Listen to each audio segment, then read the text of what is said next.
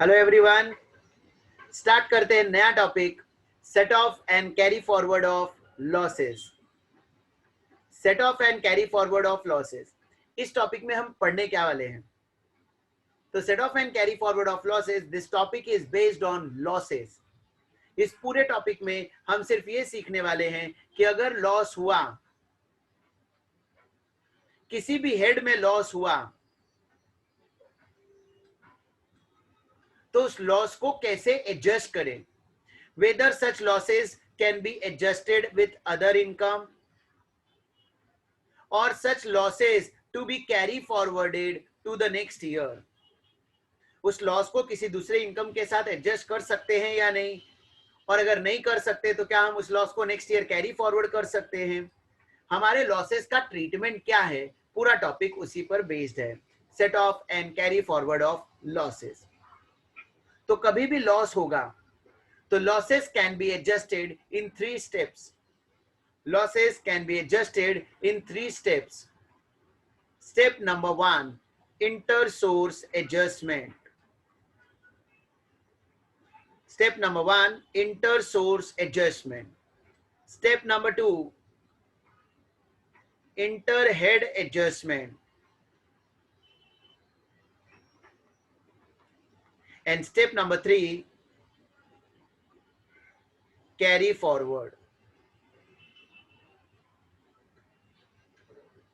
Loss हम 3 तरीके से एडजस्ट कर सकते हैं। Step 1 inter source adjustment, step 2 inter head adjustment and step 3 carry forward. एक एक करके हम तीनों स्टेप को समझते हैं। सबसे पहले हम स्टेप नंबर 1 समझते हैं, that is inter source adjustment.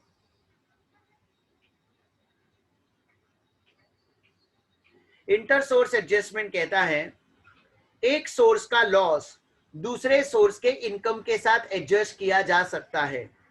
एक सोर्स का लॉस दूसरे सोर्स के इनकम के साथ एडजस्ट किया जा सकता है, but in the same head, in the same head, with in head. से फॉर एग्जाम्पल हम हाउस प्रॉपर्टी हेड की बात करते हैं। हमारे पास 2 घर है, H1 H2। H1 से हमें 1 लाख का लॉस हुआ है और H2 से हमें 2 लाख का इनकम हुआ है। तो इंटर सोर्स एडजस्टमेंट क्या कहता है, एक सोर्स का लॉस दूसरे सोर्स के इनकम के साथ एडजस्ट हो सकता है। तो H1 is my 1 source, H2 is my another source, आपस में एडजस्ट कर दो, जो इनकम बच गया 1 लाख। इंटर सोर्स एडजस्टमेंट करने के बाद हाउस प्रॉपर्टी हेड का इनकम 1 लाख। बिजनेस की बात करते, चलो बिजनेस हेड। से फॉर एग्जांपल हमारे पास 2 बिजनेस है, बिजनेस 1 एंड बिजनेस 2। बिजनेस 1 से 5 लाख का लॉस हुआ है, बिजनेस 2 से 10 लाख का इनकम हुआ है। बिजनेस 1 का loss, B1 is my 1 source, B2 is my another source, loss of 1 source adjusted against income of another source, उसके बाद इनकम बच रहा है 5 लाख। सो इंटर सोर्स देने के बाद बिजनेस हेड से 5 लाख बच रहा है। Similar to that capital gain topic का समझो, शॉर्ट टर्म में कैपिटल लॉस है और लॉन्ग टर्म में कैपिटल गेन है। शॉर्ट टर्म में लॉस है, से फॉर एग्जांपल 1,50,000 का, लॉन्ग टर्म कैपिटल गेन है 4 लाख का। तो long short term capital loss ये एक सोर्स का लॉस है that can be adjusted against income of another source. उसके बाद जो इनकम बच रहा है, इस हेड में इतना इनकम बचा। This kind of adjustment is known as inter source adjustment. Loss of one source can be adjusted against income of another source, but in the same head. मैं ऐसा नहीं कर सकता कि बिजनेस 1 का लॉस मैं हाउस प्रॉपर्टी से adjust कर दूं, नहीं। मैं ऐसा नहीं कर सकता कि शॉर्ट टर्म का लॉस मैं बिजनेस 2 के साथ एडजस्ट कर दूं, नहीं। एडजस्टमेंट विद इन हेड करेंगे तो उसे कहते हैं इंटर सोर्स एडजस्टमेंट। एक सोर्स का लॉस दूसरे सोर्स के इनकम के साथ एडजस्ट होगा, but in the same head. This is permitted by section 70। This is permitted by section 70। अब इस इंटर सोर्स एडजस्टमेंट के कुछ एक्सेप्शंस हैं।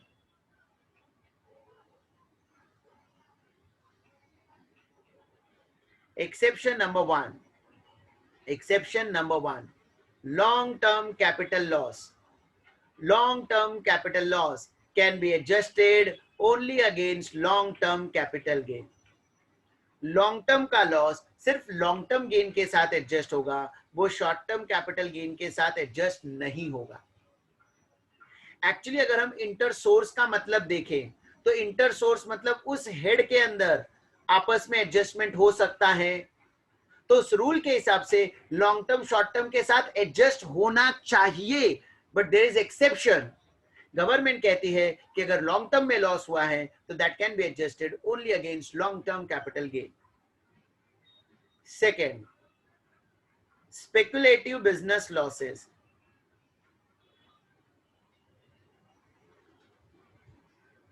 स्पेकुलेट करके कुछ लॉस हुआ है.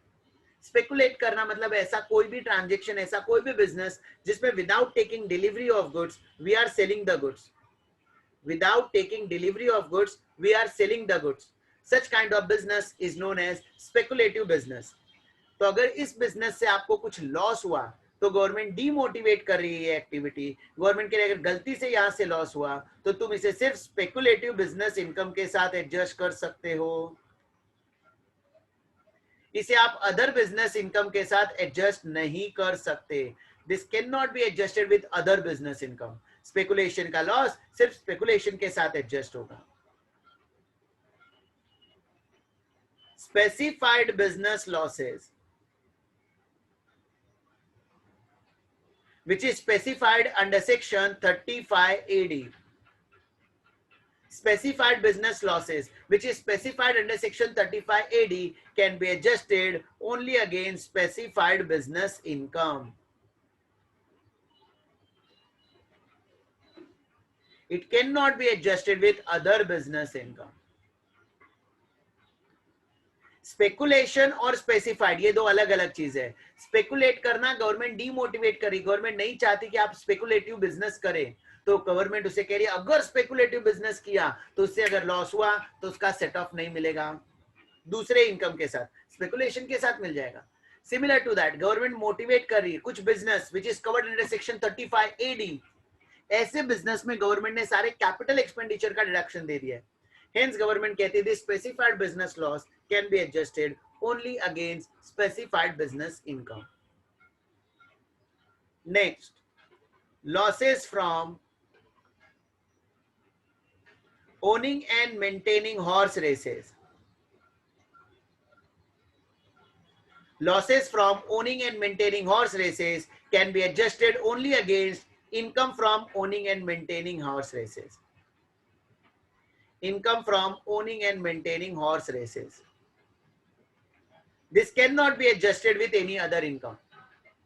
This cannot be adjusted with any other income. This should be adjusted only again owning and maintaining horse races. So long term का लॉस सिर्फ long term gain के साथ एडजस्ट होगा. स्पेकुलेटिव बिजनेस का लॉस स्पेकुलेटिव बिजनेस इनकम के साथ adjust होगा. Specified business which is covered under section 35 AD can be adjusted only against specified business income, and losses from owning maintaining horse race can be adjusted only against income from owning maintaining horse race. Apart from that, any losses from betting, winning, card games, puzzles, etc. should be ignored.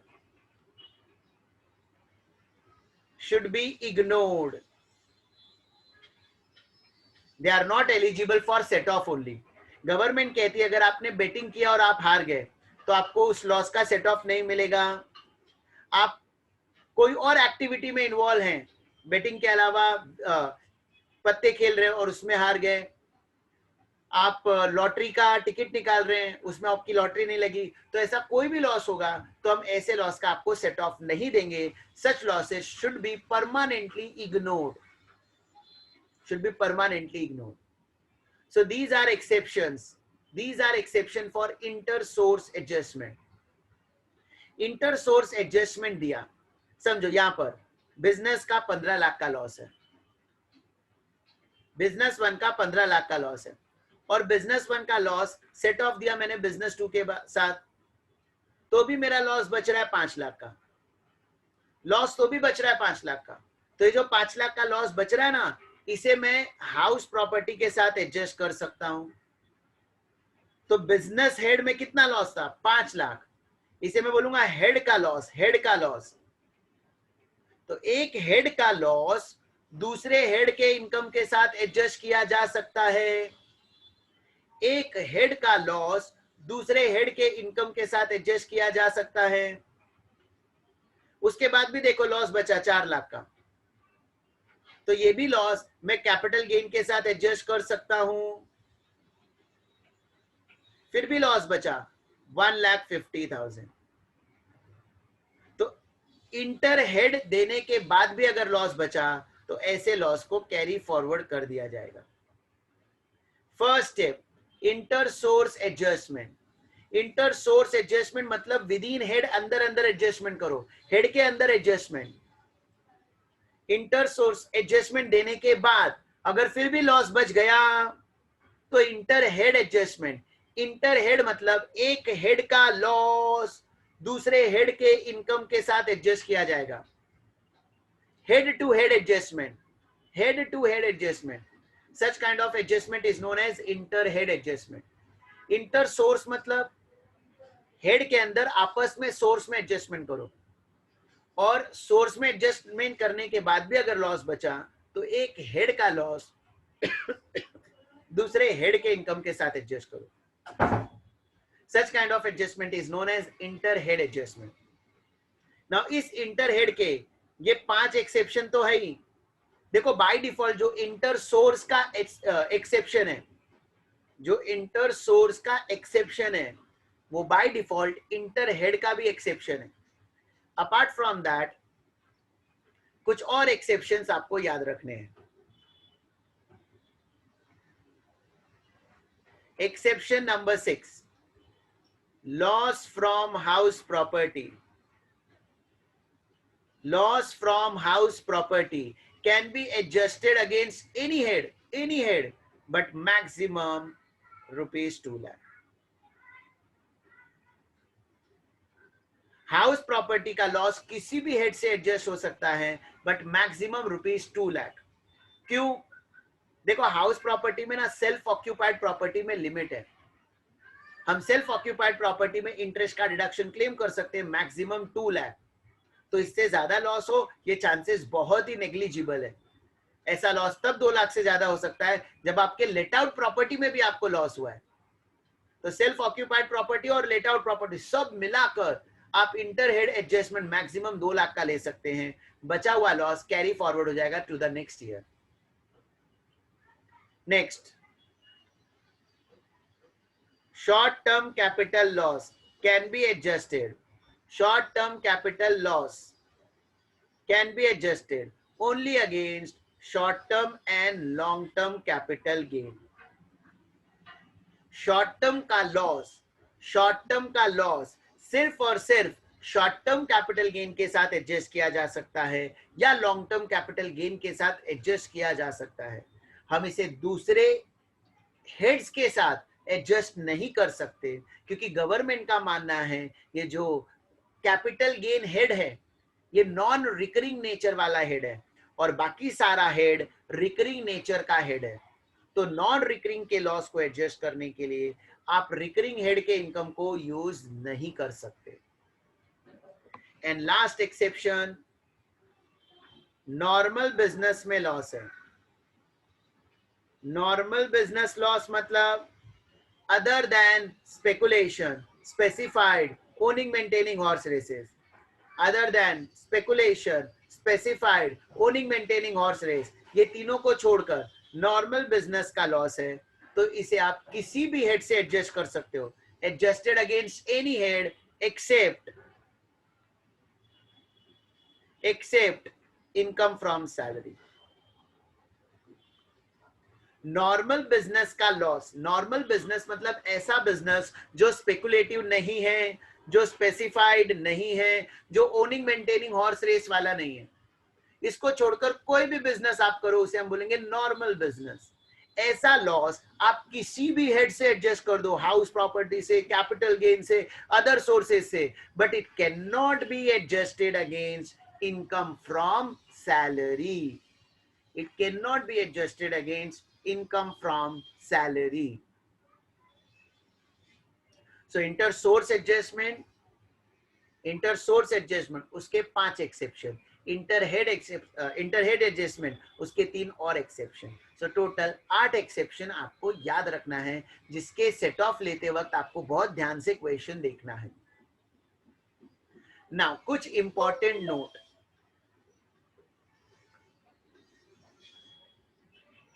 ऐसा income जो exempt है, ऐसा income जो exempt है, अगर ऐसे source से जिसका इनकम एग्जेम्प्ट है, उस सोर्स से लॉस हुआ तो ऐसे लॉस का सेट ऑफ नहीं मिलेगा, उसे इग्नोर कर दिया जाएगा. For example agricultural income is exempt. Agricultural income is exempt under section 10(1). Hence, loss from agricultural activity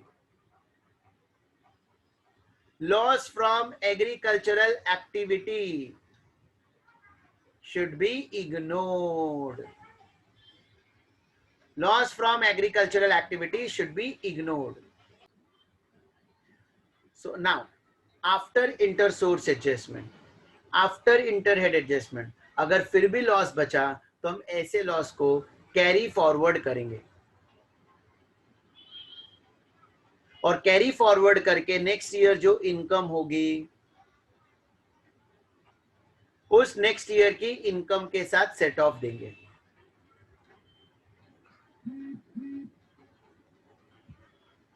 तो पहला step inter source adjustment. Inter source adjustment देने के बाद लॉस बचा तो inter head adjustment. Inter head adjustment देने के बाद भी लॉस बचा तो कैरी फॉरवर्ड करेंगे. ठीक है. अब अगर कैरी फॉरवर्ड किया तो रूल्स रेगुलेशन क्या है?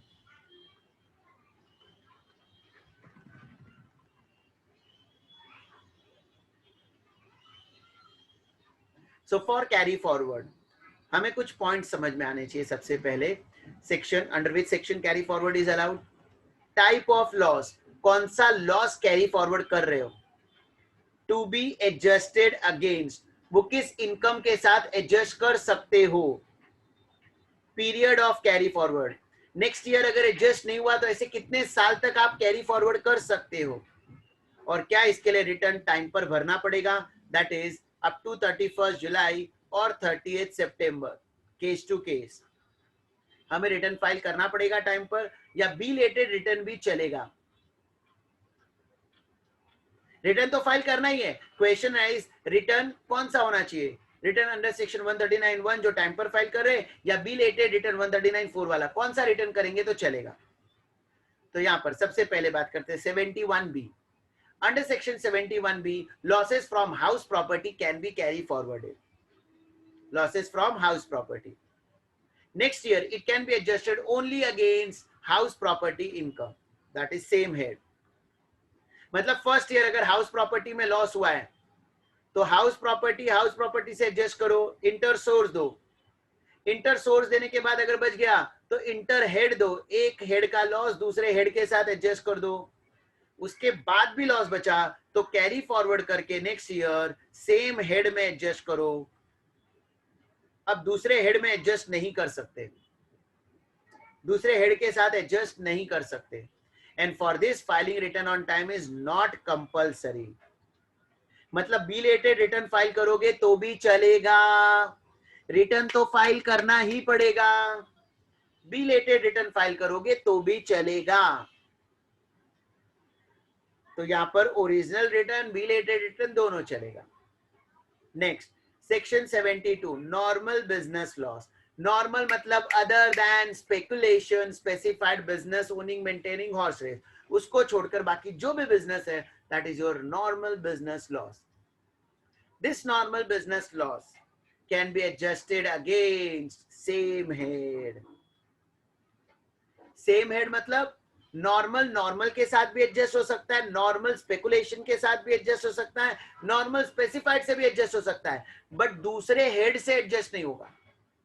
मतलब अब ये बिजनेस का लॉस हाउस प्रॉपर्टी से एडजस्ट नहीं होगा, कैपिटल गेन में एडजस्ट नहीं होगा। सब्सिक्वेंट ईयर में आपको सिर्फ और सिर्फ सेम हेड से एडजस्टमेंट करने दिया जाएगा, और फिर भी लॉस बच गया तो carry forward for 8 year and filing return on time is compulsory, necessary. अगर गलती से तुमने बिलेटेड रिटर्न फाइल किया तो वो लॉस कैरी फॉरवर्ड नहीं होगा, तुम्हें रिटर्न टाइम पर ही फाइल करना पड़ेगा, तो कैरी फॉरवर्ड करके जो लॉस आप लेकर आए हो उसका सेट ऑफ का बेनिफिट मिलेगा। Next section 73, speculative business losses. Speculation का लॉस सिर्फ और सिर्फ स्पेकुलेशन से ही एडजस्ट होगा। तो नेक्स्ट ईयर अगर स्पेकुलेशन का इनकम है तो एडजस्ट करो, नहीं है तो further carry forward for 4 year and filing return on time is compulsory. Now question arise, ये 4 साल क्यों ले लिया? तो आप ऐसे याद रखना, जब जब गवर्नमेंट को डीमोटिवेट करना है, जब जब गवर्नमेंट को डीमोटिवेट करना है, गवर्नमेंट कैरी फॉरवर्ड 8 इयर्स को रिड्यूस करके 4 साल का कर देती है। तो गवर्नमेंट नहीं चाहती लोग स्पेकुलेटिव एक्टिविटी करे, इसके लिए उसे 4 साल का कर दिया। Next section 73A, specified business losses which has been covered under section 35AD. Such specified business losses can be adjusted only against specified business income, only against specified business income which is covered under section 35AD, which is covered under section 35AD. और फिर भी loss बच गया ना, तो carry forward करते रहो करते रहो करते रहो करते रहो करते रहो। कब तक? जब तक है लॉस, जब तक है लॉस, जब तक है loss. Carry forward for n number of years, unlimited period, unlimited period, and filing return on time is compulsory, it is necessary. So normal business के हेड के अंदर फिर वो स्पेकुलेशन स्पेसिफाइड किसी से भी एडजस्ट हो सकता है, बट स्पेकुलेशन सिर्फ स्पेकुलेशन से एडजस्ट होगा। स्पेसिफाइड अंडर सेक्शन 35AD सिर्फ स्पेसिफाइड अंडर सेक्शन 35AD के साथ ही एडजस्ट होगा। Similar to that under section 74A पहले पढ़ लेते हैं। Losses from owning maintaining horse race adjusted only against owning maintaining horse race business income. और गवर्नमेंट नहीं चाहती कि लोग ऐसा हॉर्स रेस वाला बिजनेस करें, इसलिए गवर्नमेंट इसे कैरी फॉरवर्ड करती है only for 4 years, carry forward only for 4 years and filing return on time is compulsory, filing return on time is compulsory. Next आते हैं capital gain, section 74, short term capital loss as well as long term capital loss, both the losses can be carry forwarded as per section 74, as per section 74. Now if the long term capital loss is there, then long term can be adjusted only against long term capital gain. ये rule हम कब का पढ़ रहे हैं? Carry forward किया उस साल का रूल पढ़ रहे हैं। तो लॉन्ग टर्म का लॉस अब सिर्फ लॉन्ग टर्म से एडजस्ट होगा, फिर भी बच गया तो carry forward for 8 year, filing return on off time is compulsory. और शॉर्ट टर्म का लॉस शॉर्ट टर्म और लॉन्ग टर्म किसी के भी साथ एडजस्ट हो सकता है, दैट इज सेम हेड,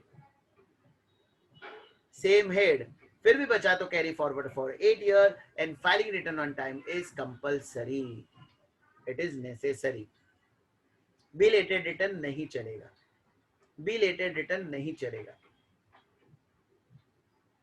तो ये रूल्स ऑफ कैरी फॉरवर्ड में एक और छोटा सा रूल हम याद करते हैं, section 32(2), which is for unabsorbed depreciation.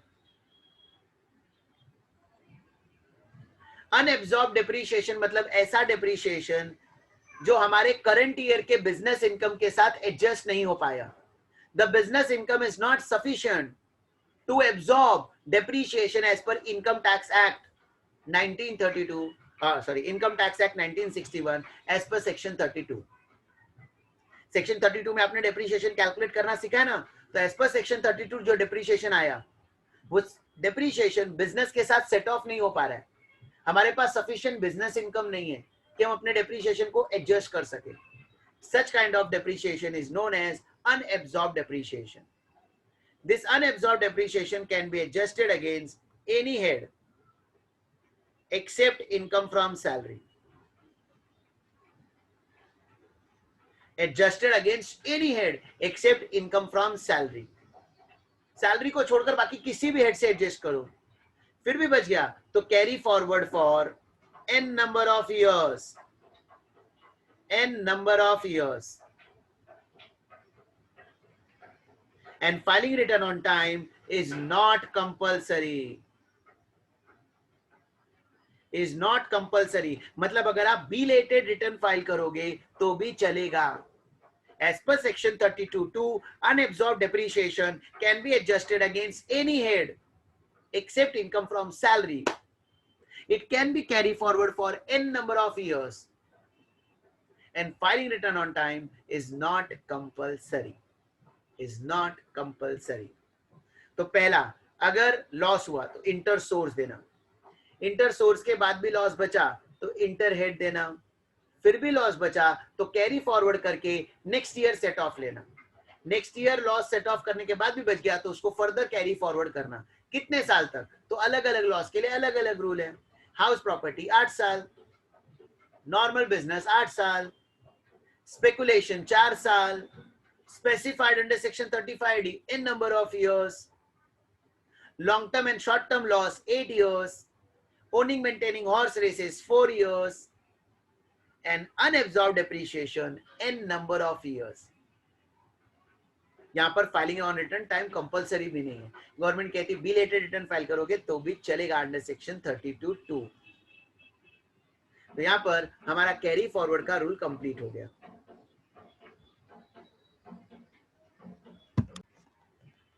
तो फाइनली अभी तक हमने जितना किया उसका एक समरी टाइप हम देख लेते हैं. समरी,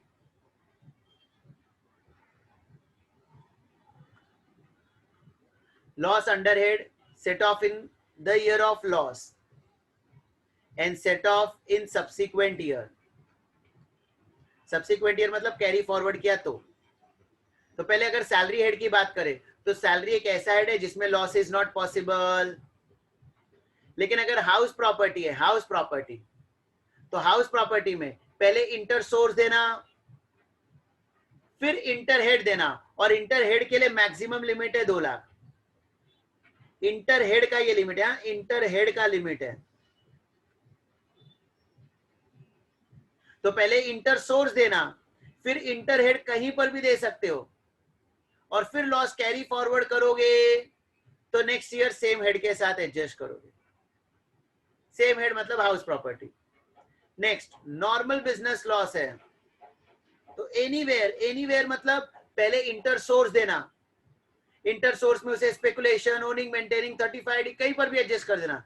फिर भी बचा तो दूसरे हेड के साथ एडजस्ट करना एक्सेप्ट इनकम फ्रॉम सैलरी, और फिर भी बचा तो कैरी फॉरवर्ड करके नेक्स्ट ईयर सेम हेड से एडजस्ट करना. Next year same head, next year कहीं से भी करोगे तो नहीं चलेगा, नेक्स्ट ईयर सेम हेड ही होना चाहिए.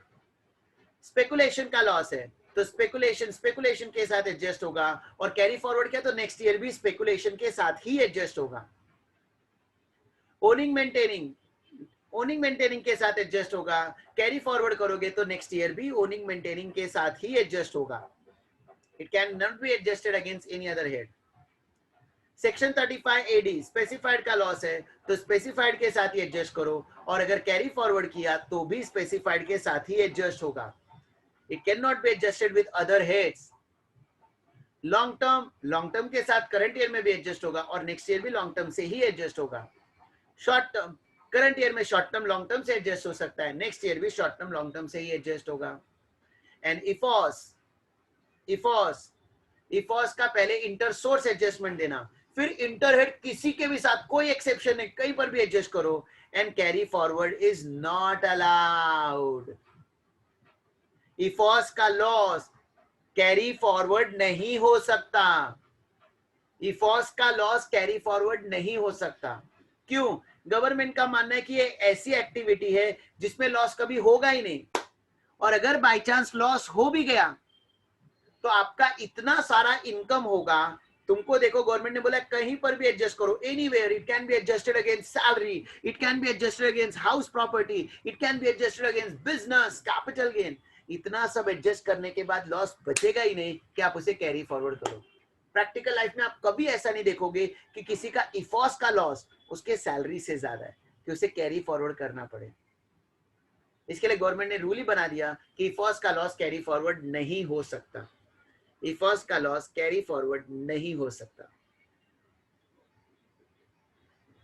तो यहां पर हम अपना सेट ऑफ का पहला पार्ट कंप्लीट कर रहे हैं। See you in the next lecture.